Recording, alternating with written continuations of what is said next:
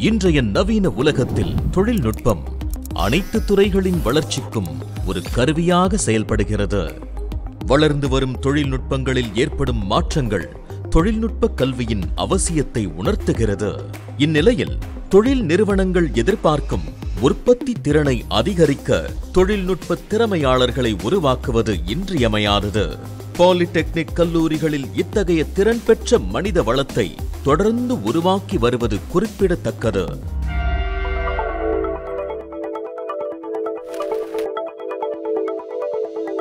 தமிழ்நாட்டில் 55 அரசு பாலிடெக்னிக் கல்லூரிகள், 32 அரசு உதவி பெறும் பாலிடெக்னிக் கல்லூரிகள், 4 அரசு இணைவு பெற்ற பாலிடெக்னிக் கல்லூரிகள் மற்றும் 343 தனியார் சுயநிதி பாலிடெக்னிக் கல்லூரிகள் என மொத்தம் 434 பாலிடெக்னிக் கல்லூரிகள் இயங்கி வருகின்றன.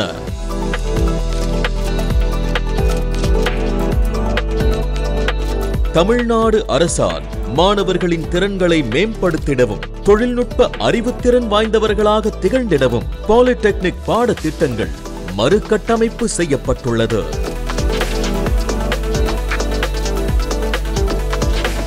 கல்லூரிகளில் ஆசிரியர்கள் துறைசார் வல்லுநர்களாக இருப்பதோடு ஆய்வகங்கள் மற்றும் பட்டறைகள் மூலம் மாணவர்களுக்கு நடைமுறை கற்றலை நேரடியாக வழங்கி சிறந்த வழிகாட்டிகளாக செயல்படுகின்றனர்.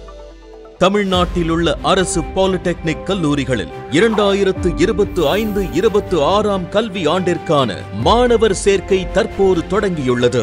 இந்த வாய்ப்பை பயன்படுத்திக் கொள்ள மாணவர்களை அழைக்கிறோம். மேலும் மாணவர்களின் நிதிச்சுமையை குறைக்க தமிழ்நாடு அரசின் தமிழ் புதல்வன் மற்றும் புதுமை பெண் ஆகிய திட்டங்களின் மூலம் ஊக்கத்தொகையாக மாதந்தோறும் ரூபாய் 1000 வழங்கப்படுகிறது.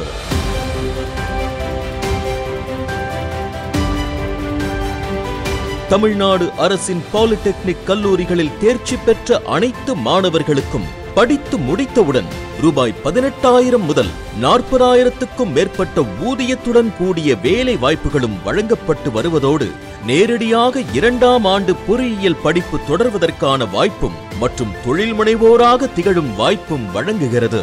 இவ்வகையில் தொலைநோக்கு பார்வையோடு இயங்கி வரும் பாலிடெக்னிக் கல்லூரிகள் மாணவர்களின் எதிர்கால கனவுகளுக்கு சிறந்த பாதையை வழிவகுக்கிறது.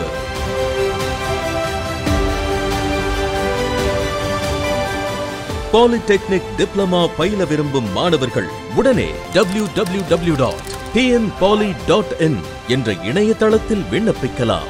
மாணவர்களே, வாருங்கள், தொழில்நுட்பம் கற்போம், வாழ்வில் உயர்வோம்.